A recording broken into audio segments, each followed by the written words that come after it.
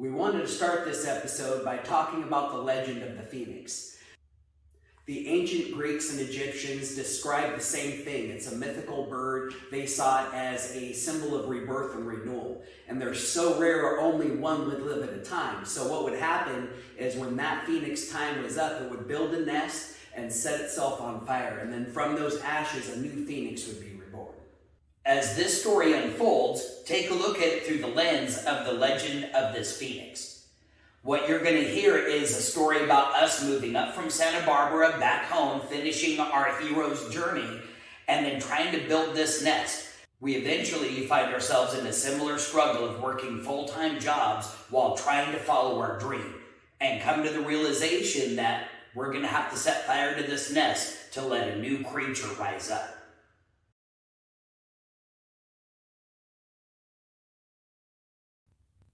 In 2008, the company that we worked for closed down. We got a severance and decided to take the money and run.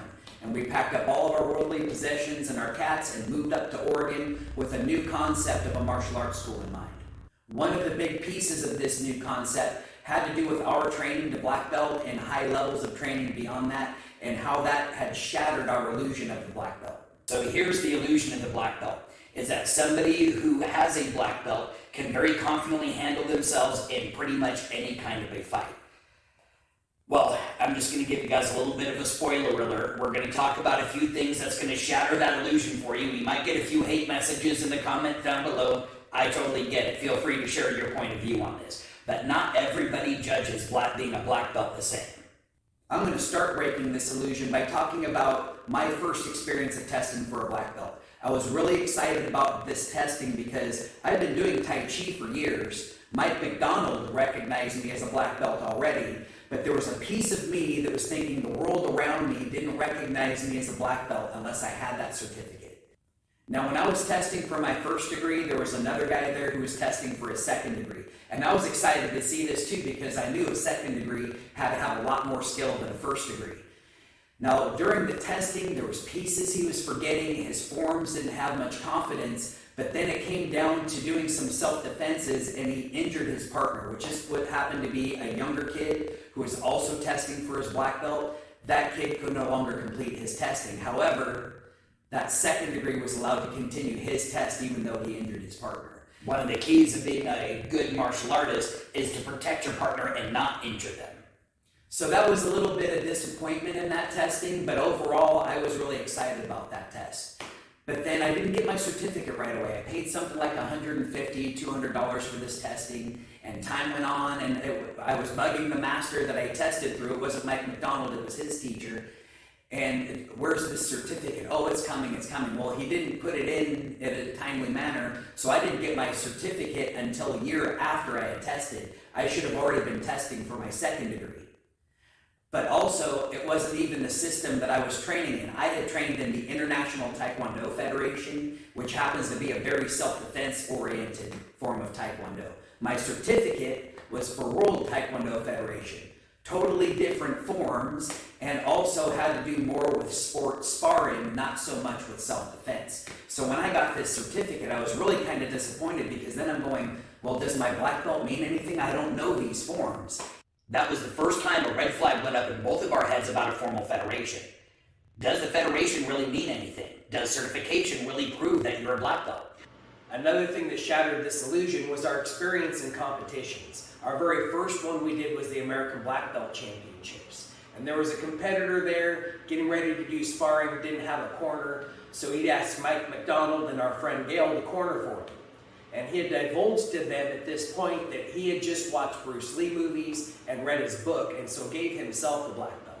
And of course, Mike and Gail were kind of looking at each other going, I don't know how this is going to work out. And it just so happened, unluckily for him, he got partnered against Raymond Daniels, that was a world-class sparring competitor, most definitely a black belt with high-level skill.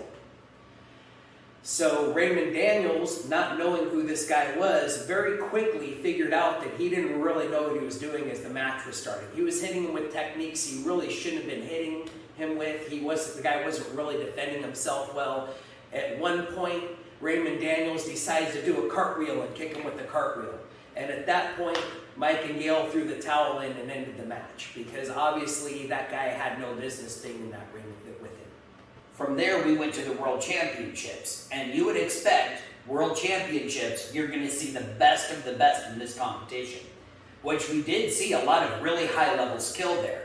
But then we also saw numerous people with a bunch of stripes all down their black belt that really didn't have the skill, the speed, the coordination. They would end up injuring their partners. One guy in particular that highlights this, nice gentleman, he had 10 stripes on his black belt. He had created his own system. He was going to be doing a knife defense with his wife. His wife had the knife, and he was going to be trying to take it away from her. They were going to compete with a live blade. It was sharp. And we were talking to him, hey, that's probably not a good idea. The judges won't let you compete with a live blade. Oh, this is just the way we do it. Okay, well, for safety, judges aren't going to let you compete with a live blade. So instead of taking one of our knives, he decides to have his wife do the attacks with a knife hand, which looked awkward, but what looked even more awkward was his self-defenses. And it's a good thing he didn't go with that live blade, because I figure he probably would have been cut, or she probably would have been cut numerous times. This was one of the many examples that led us to believe you can't judge a black belt by the number of stripes. You really have to see their skill. And if you're going to join their school, you should really see the skill of their students, because that's going to tell you how good that person is as a teacher. And that also led me to this conclusion. My last black belt that I got from Mike McDonald, I specifically asked him not to put stripes on it because I didn't want people to judge me by my stripes. I wanted them to judge me by my skill. I have been also certified through Hapkido Federation. I had a chance to test in front of Grandmaster Lee and got formal training to get certified in Hapkido. Came down from my second degree testing, my third degree testing, of course, the logistical issue. Our master was in Australia at that point. Nobody to teach us the techniques, although I'm sure we could have had videos of what the techniques were supposed to be. And it came up, well, you have to do knife defenses, just come up with your own knife defenses, which kind of seemed weird to us at that point. If we're not experienced with knife, how are we supposed to come up with our own techniques? Now, luckily, through our training with Mike McDonald, through the Kung Fu and the Sambo, which is the Russian military combat, doing a lot of Kali training for pretty much our entire experience of doing martial arts, we had already known a bunch of knife techniques that we could use. So we took it as a challenge. Can we take these knife techniques from other systems, make them look like Hapkido techniques and Hapkido fight, which I think we did a pretty good job of that. Hapkido fight, I think we made a new word. Made a new word. But then again, here's that other red flag that goes up. If we made up our own system, and really it was just our instructor that saw the video, the Hapkido Federation in Korea didn't see it, but we paid a lot of money to get the certification. Well, we did train ourselves for it, so we increased our skill a little bit. It made me wonder, what's the Federation doing for me? Why did I expend this very large amount of money to get the certificate? Am I getting some kind of benefits? Like, are they giving me promotional stuff? Can I just tell my students, hey, I'm a third degree now, you've got to pay me more money? Or is that going to turn students away? To us at the time, it kind of seemed like a pyramid scheme. So I would be promoted to black belt, I paid testing fees. I'd promote people to black belt, I would get their testing fees and give some back to the Federation and so on and so forth. And we also realized there were a lot of schools that were quickly promoting people to black belt so they could make a lot of money off those testing fees. And so we didn't really want to fall into this trap of becoming a MacDojo like that. Since he brought up the term, let's discuss what a MacDojo is. Kind of like McDonald's. They have burgers everywhere, and every place you go, they have the same quality of hamburgers, so you know what to expect. But is it the best hamburger in the world? So that's the same thing you want to look at, especially with your martial arts and self-defense training. Here's a couple of key points to look at if you're a MacDojo. These are the points that we wanted to avoid when we opened up our school. A lot of MacDojos, they've got to cover this really expensive fancy building, so they're going to charge you a lot of fees up front. They'll have an initiation fee. They'll have a federation registration fee. They're going to have really high monthly fees that they try to lock you into a 2-year contract. Keep in mind, as we mentioned before, most people drop out before 6 months. Now you're locked in for 2 years on a contract you can't get out of. They're going to charge you up front for expensive gear that you're not going to use. They're going to sign you up for a black belt club. Keep in mind, only 2% of people ever make it to black belt. Now you're stuck into this black belt club. Then on top of that, they're going to charge you a high fee for every single testing. And they're going to rapidly progress you through the system without you being held accountable for your lower ranked belts, just so they can get those testing fees. Sometimes they'll even break a belt system into 15 or even 20 different belts to get up to black belt instead of 10, which is typical for most arts. So now you're looking at all these fees that you're paying consistently. It's added up to more than your car payment just to get your kid training in self-defense. We didn't want our dojo to fall into that same hole. We wanted it to be affordable for everybody to get self-defense. That style of running a business seemed more like a gym than a dojo to us. A dojo is a place where you're supposed to be able to come and learn the way. A gym you'll go to, they'll charge you expensive fees on your way in, on your way out. They're going to be trying to sell you on milkshakes and gym equipment. And that's just not how we wanted it to be. So we sat down, we put together a business plan, the core of that business plan being our mission statement of offering high quality martial art training at an affordable price. And then to bring the art back to the martial arts, which we were finding missing out of a lot of these Met dojos. They didn't really have the art. So then our business plan, we started detailing out how are we going to accomplish this goal. Well, obviously, first and foremost was the obstacle of a brick and mortar building that you pay a lot of money for, and you're really only using it for a couple hours a day, and you're only using it for a couple of days out of the week. So our solution was to come up with a mobile dojo, something where we would actually teach out of the parks. Maybe we would travel to people's homes and do private lessons out of their living rooms. Maybe even get involved with bringing our school into actual elementary schools, teaching anti-bullying and stranger danger and actual self-defense stuff more up at the high school level. With our business plan in place, pretty much the only other thing we needed was a logo. And some of you may already know our mom is an artist, so we brought her this idea of intertwining phoenix to make up a yin-yang of fire and water. And she's all, oh, I totally got that concept, let me draw up something for you. And she drew up this really awesome picture that we'll be showing you right here that is now kind of morphed to the logo that we have today with that mission statement around it. So then we got started. We started off with just 2 students. Our best friend Pete had a son at that time, but was really excited about learning karate, so we started teaching him Aikido. And then our mom, who we mentioned previously had done Tai Chi, she got excited about doing Tai Chi again. So she was also our first student. Eventually, she became a Tai Chi teacher herself. Then eventually that grew to a handful of students in the park, but we weren't really making a whole lot of money on it. I mean, a couple of private lessons out of homes, which was nice, but it wasn't enough to pay all of our bills. So we found ourselves having to work full-time jobs again while we taught karate. Now, when we came back up, I got a job working for the old telemarketing company we originally worked for, raised money for public TV and public radio, that kind of thing. Within a couple of weeks, they moved me right up to a position that they called a corporate trainer. They saw my ability to teach and my knowledge of being able to speak on the phone, and they moved me into a position where I was making a lot of money. They saw how hard I was working there, so they eventually put me in charge of managing a call center out in Ashland, Oregon. Eventually, I moved up to being the person who was in charge of writing the scripts for parts of the company. When I had to go back to work, I didn't really want to go back to telemarketing again. Just so happened there was an opportunity where our best friend Pete, this is Pete of Emissary, his dad needed a home care worker. And he was kind of a rough character, he was kind of hard to get along with, but I've known his family for a very long time, and I knew Rick for who he was, and I could see through that rough exterior and love the man for who he was. But then, of course, after time, he ended up passing away and I didn't have this home care work anymore. I went to apply for other home care work, just wasn't finding it, so ultimately, I ended up back in telemarketing again. And here we are back in the same old grind we were before, working full-time and still trying to run a school. This sounds familiar, doesn't it? How did we end up here again? And so it wasn't a hard decision to come to because we'd already made this decision. We weren't moving back up to Oregon to make money for somebody else. We were moving back up to Oregon to make money for ourselves and to actually do what we love to do. So we made the decision. We quit our jobs and we threw ourselves into the martial arts. It wasn't an easy decision because during that time, we'd seen a lot of martial arts schools open up their doors, only have to close down a little while later.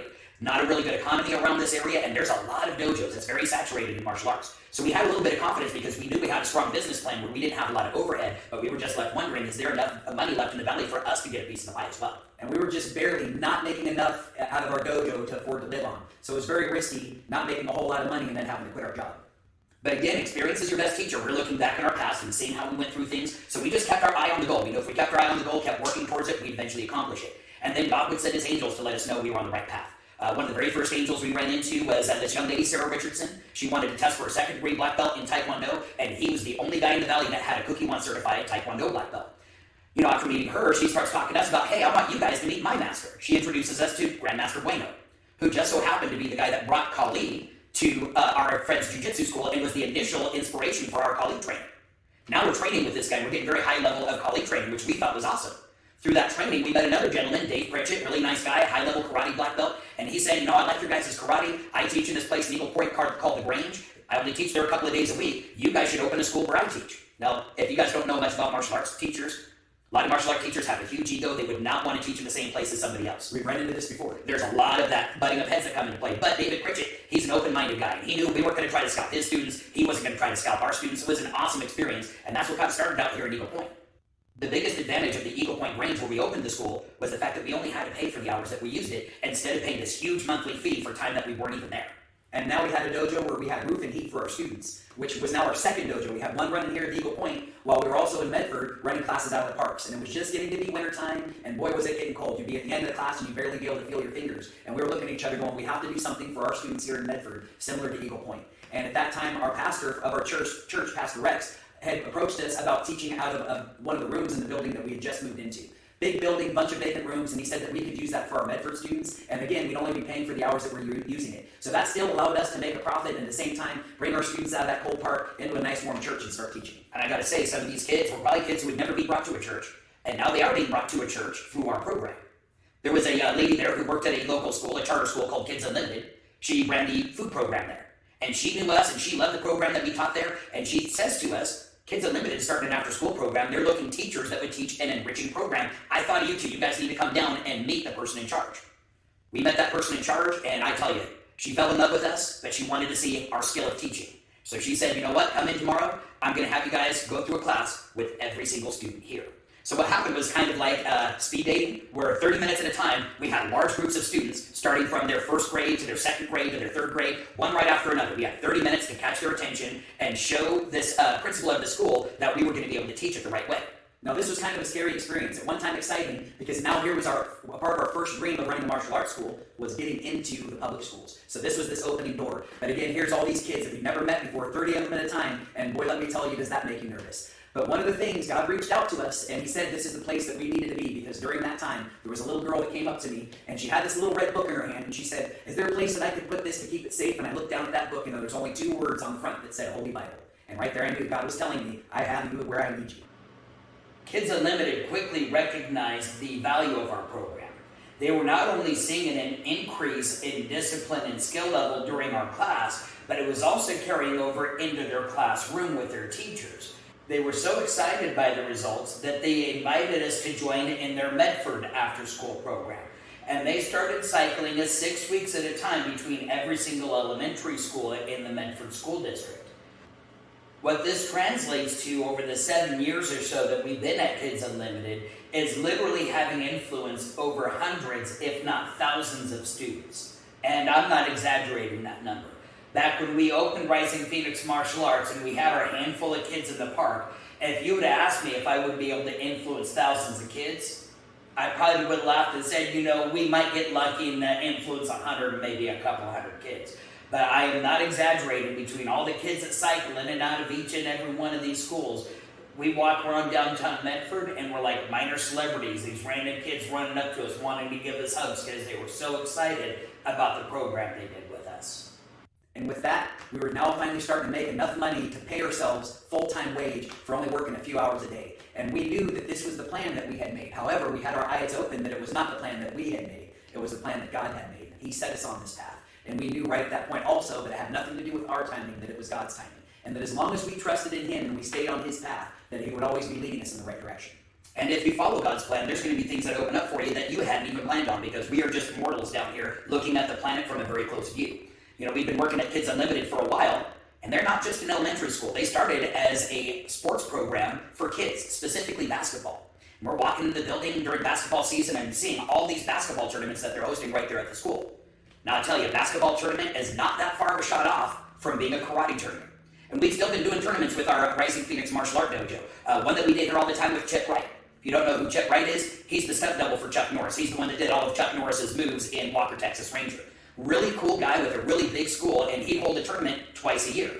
We'd also decided that we were still going to compete in world championships. If you've been watching this series, you'll be familiar with our best friends Paul and John. They did jiu-jitsu. They were the first ones that taught us how to fall. They fell really well, so we decided, hey, let's bring these guys out to the world championships. They can fall for us. And we put together some of our best choreography with those two. We'd also brought Sarah Richardson out there to compete, and one year, call us crazy, we brought a bunch of kids, teenagers, out to Las Vegas to compete in world championships. And we put an awesome demonstration that brought a Christian spin on fighting back against drugs and alcohol and supporting your family and your education and using God to overcome the struggles in your life. Now, when we first all showed up to the tournament, Josh and I split off from the group so we can turn the registrations in. We were registering for the self-defense division. We were also turning in the registration for the demo team. Unluckily for them, there's not a good twin between us. So we gave each other this evil look at the registration desk and said, yeah, we want to register also an underbelt division for self-defense. When Josh and I hooked back up with the group again, we picked our 4 individuals and told them, tomorrow you're competing in the underbelt self-defense division. And they look at us like, we're going to do what? Now, we didn't bring uniforms other than our demo team uniforms. So they were just competing in karate pants, and they had our dojo t-shirts. They didn't have belts because they didn't expect to compete. When we got to the day of the competition, they did an awesome job with this thing that they just put together the night before, but the judges had mistakenly categorized them as black belts because they weren't wearing belts. And so there was a little confusion because of that, and we realized they came out 6th out of 8 black belts. So that means there were 2 black belts that they beat, and they were only green belts. I think was their highest rank. And so we informed the judges of this. Hey, you know, they weren't black belts. They were competing in the underbelt division. They're all, oh no, the competition was already done at that point. They were handing out the scores. So all they did was they carried their score over from that black belt division right over to the underbelt division, and that ended up giving them a 2nd place. But I was pretty impressed by that last-minute performance. I think if they got judged in the underbelts, they probably would have taken 1st place, which shows the level of skill they have. And then it brings us back to the point we made earlier. You can't really judge a black belt by their belt. You have to see A, their level of skill, and B, how good are their students. So at this point, we've taken all of our tournament experience and we put together one of the largest kids tournaments here in the Rogue Valley. The concept of this tournament we had put together from our experience in tournaments and what we thought was good and what we thought was bad. We were trying to fill in the holes, and ultimately Kids Unlimited was really awesome in supporting us in this concept and making sure all the kids got t-shirts for their competition. They had just put in a new gym and attached to it this awesome kitchen, and so they actually did concessions there. We were able to offer all the people that were working at volunteer at the tournament, from timekeepers to judges, all got a free meal. And to me, that was something that never happened in tournaments, and I felt really good about being able to provide this for the people who were volunteering to help us. And Chris, who was the head chef there at the kitchen, he had an awesome imagination. Him and I together came up with some pretty cool and funny menus that people were able to choose from. With this being a kids-only tournament, that made it really efficient to run. So with that and awesome food, awesome location, and the support of the Kids Unlimited crew, it made for a very unique tournament in the Rogue Valley.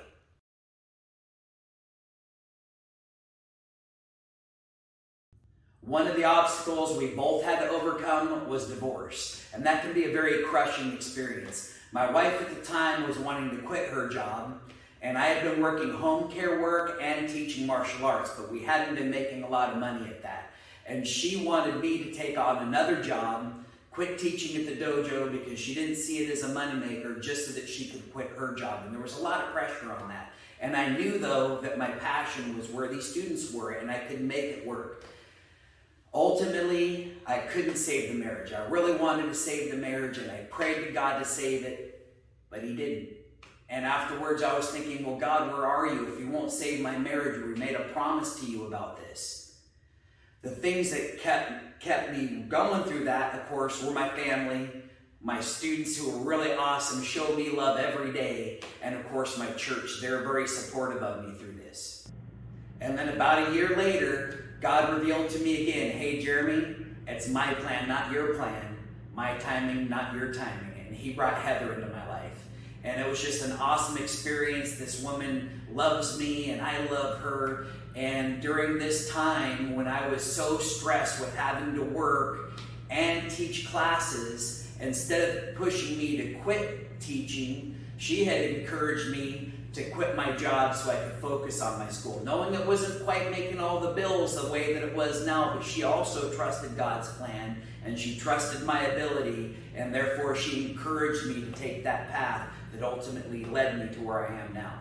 Thank you, Heather. I love you. My divorce was also pretty rough. On top of losing my wife, there was also the prospect of possibly losing my house. And right about the same time, my dog died. Does it kind of sound like I'm writing a country music song right now? I lived that country music song. And of course, it was very crushing. I felt myself in this downward spiral that was leading me directly to depression. But like we've been bringing up through this entire story, angels are going to be thrown in your path, but you have to look at those blessings that are going to overcome the curses that you're experiencing. And I tell you what, every day we walk into the Kids Unlimited, I mean, we're practically celebrities there. Not by our choice, but just because of how much those kids love us. And the kids run up, they've got this big smile on the face, and they want to give you a hug and tell you, oh, it's so good to see you, Mr. Rorty. I tell you what, it's really hard to be depressed when you got this really cute smiling kid running up and giving you a hug. So that kept my spirits bolstered so that my friends and my family and my church could actually help me out, and I didn't shut them out while I'm shutting myself down. Then, of course, another major obstacle that we all had to face was this new pandemic that's taking over the world. And it was tough because it was, like 3 or 4 months, our dojo had to be shut down.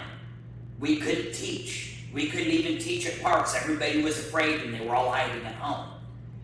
But of course, we had looked at this as exactly what it was. It was not something that was going to stop us. It was an obstacle that was going to make us strong by overcoming it.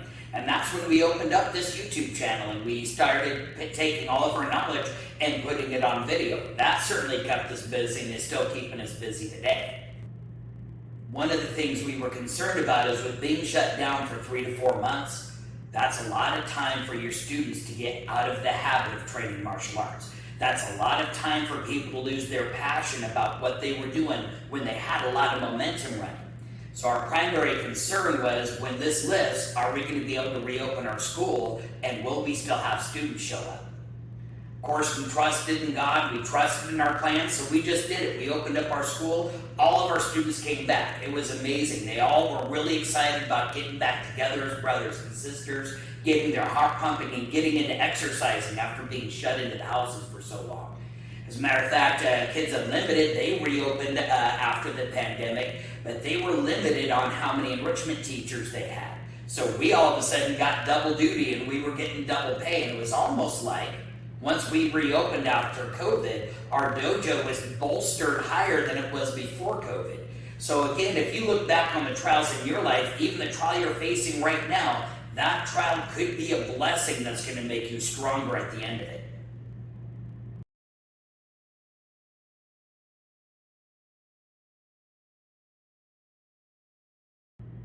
That's the end of this story, but it's by far a long ways from the end of our story. We both practice Tai Chi, so we're likely to be around for decades to come. So I wanted to give you an idea of what our minds are scheming on the future of Rising Phoenix Martial Arts. At this point, we've been developing our own combined system, combining the techniques of Taekwondo, Hapkido, and Kali. Now we just have to finish adding in our grappling part of the system. We should have that system completed within the next 5 years. Also, very soon, we'll be promoting some of our own black belts in that system. And hopefully in the near future, starting up our tournaments again. It would definitely be nice to get back into doing the tournaments, but then also it'd be nice to get back into the retirement homes that we were teaching Tai Chi in. They've been closed down to outside vendors because of the COVID-19. But I think for seniors, Tai Chi is one of the most important things that's going to help keep their immune system strong. Then also within the next few years, I'd like to open up my house a little bit and get my own home dojo, very similar to the Phoenix Nest that we're recording in right now. We have the kind of resources now, especially with our partnership with Kids Unlimited, that we can reach outside of our little valley with our tournament and potentially have the largest kids tournament in the Pacific Northwest. Also, by then, we'll probably have our own black belts running their own schools by that point. Hey, maybe you'll see more than just 2 Rising Phoenix on the map then. Yeah.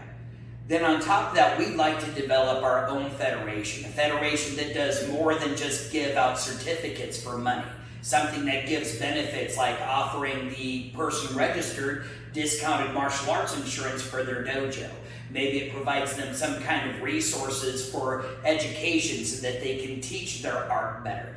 And not have it limited to just one style, that any style could join the federation to be able to get these benefits. Maybe even low-cost loans that people can use to start their business, and the interest from those loans go back into helping other people build their martial art businesses. In our opinion, that's what a federation should do. It should not just be there to take money as part of a multi-level scheme, but if it's taking money, it should also be providing benefits. And that's our ultimate vision that would change the rest of the way martial arts is done. Support your black belts.